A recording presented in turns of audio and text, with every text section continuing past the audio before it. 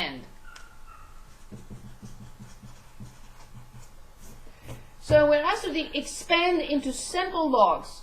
What does that mean? Well, it means use the product rule if you can, use the quotient rule if you can, use the power rule if you can, to expand to the fullest, so that you no longer are able to apply, or these rules are no longer applicable, product, quotient, and power, till it's completely done. Okay, and you cannot apply anything else. Perfect. So I'll start with this, and I see the ratio. That's my starting point. I see log applied to a quantity at the top divided by a quantity in the denominator. So remember, this is a difference. Log base b of the top minus log base b of z squared from the denominator. I continue. I look at the first one and I say, oh, I see, it's a product. I know what to do with it. I look at the second one and I say, oh, it's a power. I know what to do with it. So first I apply the product rule, and I'll say log base b of x cubed plus log base b of y. When I get to negative, I put the 2 in front. This is completely done. I cannot simplify it further. This is completely done. I cannot simplify it further. But I do have a cube here that I will put it in front. And I applied all possible properties. There is nothing else I can do here to further expand this one. 3 log base b of x plus log base b of y minus 2 log base b of z. And this is fully expanded. There are no more rules that I can apply here. Is this okay? Yeah. Good. So now we are ready for the other one. So log base d of the square root of a times b to the 7th divided by c to the 8th. Any questions on this one before we continue? Okay.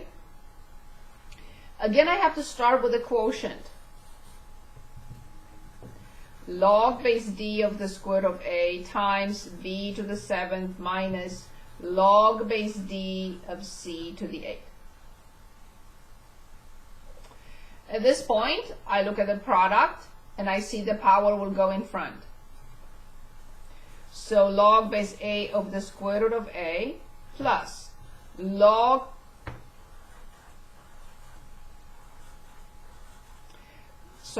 base d of b to the 7th. Now I put the 8 in front. Log base d of c. So far so good? Everyone with me? Now, I know what power is the square root, and that power goes in front. But what power is the square root? Because the square root is a power.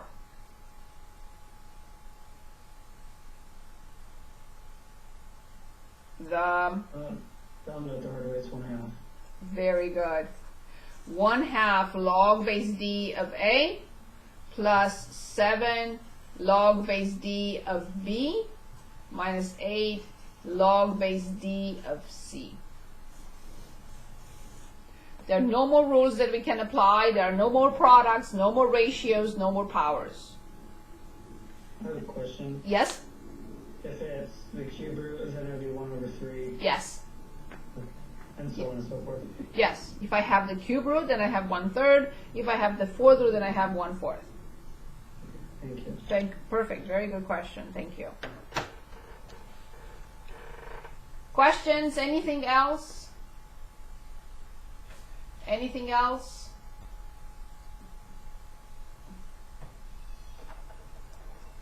Okay, so I think we should look at least one more of expanding and then go backwards. What do you mean backwards? What do I mean backwards? We will condense all these to this. So we expanded now to the fullest, then we will be given an expression to fully condense into one log with 1 outside, nothing in front. So is that okay if we look at another expanding? Yeah. Yes. Perfect. So on page 501, you can choose anything from 1 through 40, or I will choose. And then we can start looking at condensing.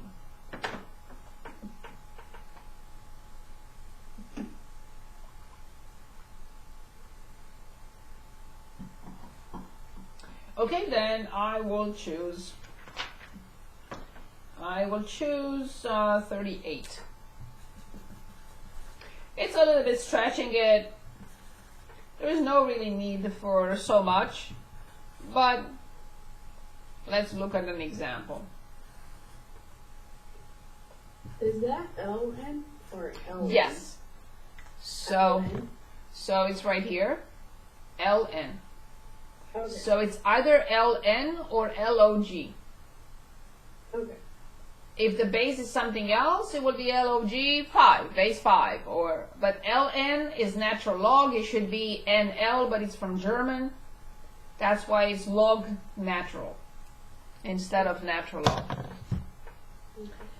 Sorry about that. My handwriting, sorry. X plus 3 to the 5th power. Perfect. Okay. So, like before, we start with the ratio. So then I have natural log of the top.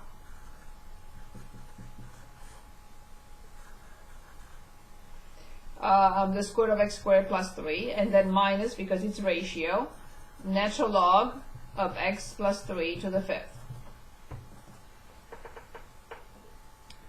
Now I realize that this is a product. So then I have natural log of x to the 4th, but plus natural log of x squared plus 3 with the square root, minus, here I realize that 5 goes in front. Same thing with the first one, I realize 4 goes in front. And here, like we discussed a minute ago, the square root is power 1/2, power 1/2 will go in front.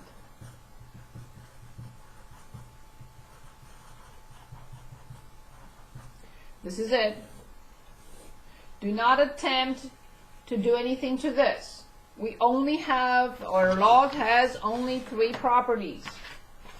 There is no property of log applied to a sum. There is no property of log applied to a sum. So do not get tempted to try to do anything here. We only have a property for multiplication, a property for division, and a property for power.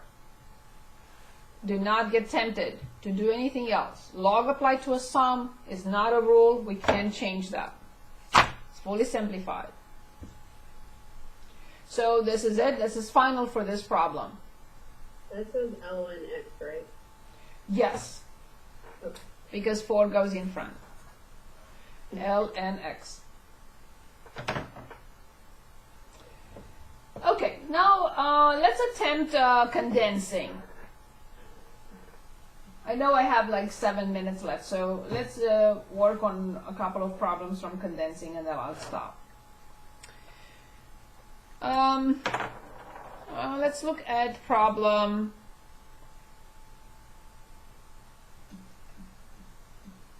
a simple one first. 50. Log x plus 7 log y. We are asked to condense, meaning just come up with one log of whatever expression and nothing in front, or just one if you want.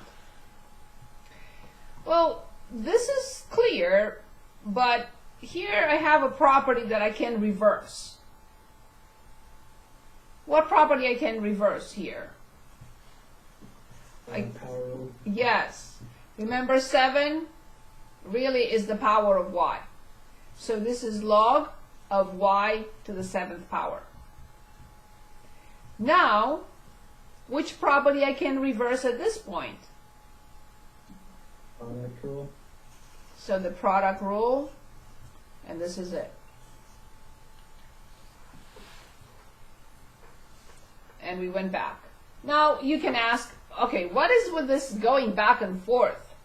You just expanded it into simple logs, and now you want to condense. This is used for equations, and that is used for evaluating or other properties, or other applications. But this is what we need for solving log equations. That's what we study this one for. Okay. So with this problem, you're just like changing the signs pretty much.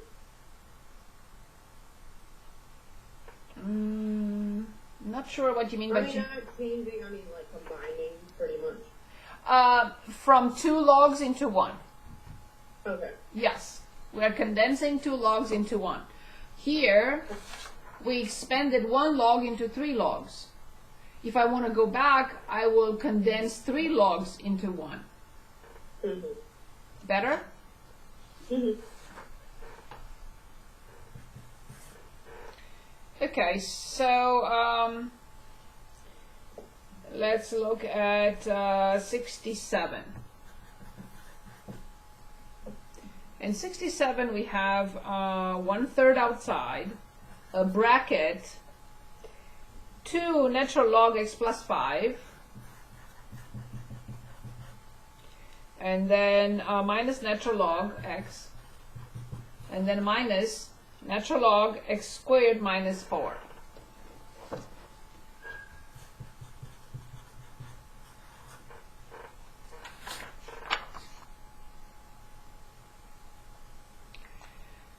Okay, I would say that this is completely cleaned up.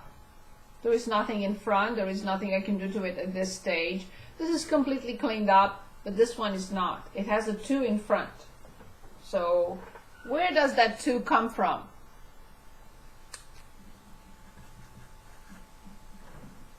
Is the exponent over x plus 5? Right here. So very good. So natural log x plus 5 squared minus natural log x minus natural log x squared minus 4. Now 1/3 is in front, and I want to condense these 3 logs. Here's what I look at. These 2 logs have negative. Their quantities will come from the denominator. This log has positive in front. Its quantity will stay at the top. So I write natural log because all of them have the same base. I put x plus 5 at the top and x squared minus 4 in the denominator. Why?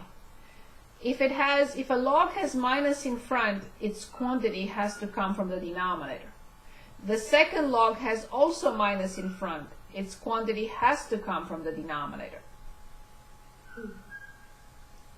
That's always the case. Now, what do I do with this? Because I'm not allowed to leave a number in front of a log. What does this number mean?